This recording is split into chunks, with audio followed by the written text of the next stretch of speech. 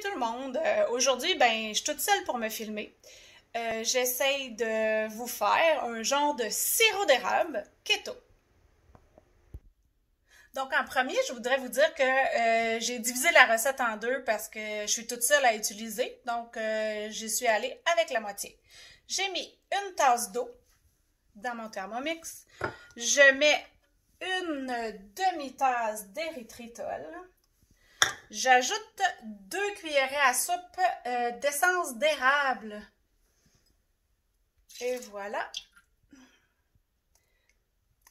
Et la dernière, une demi-cuillère à thé de gomme de xanthane. Et, pardon. Vive le film!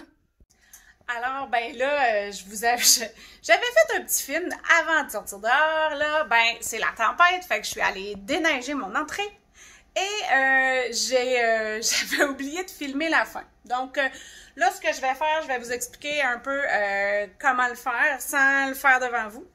En fait, il faut apporter le mélange à ébullition. Donc, moi, j'ai mis à mélanger pas très rapide, à 1, 2.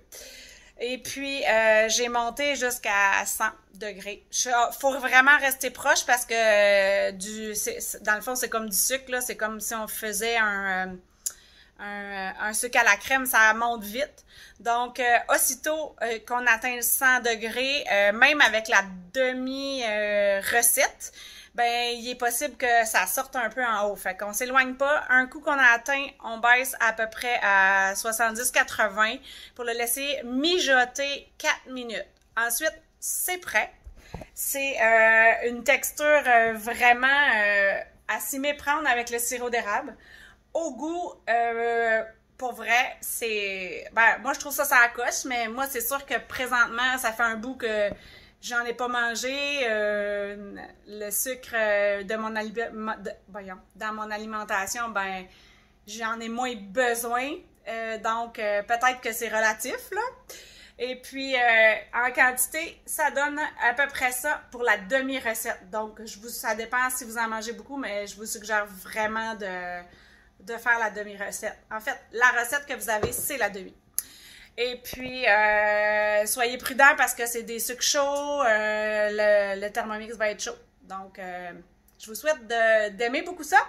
Et faites-vous des petites crêpes. Peut-être que je pourrais vous mettre une recette de crêpes demain matin. Ou ce soir pour demain matin, en tout cas. Je vous souhaite une bonne journée.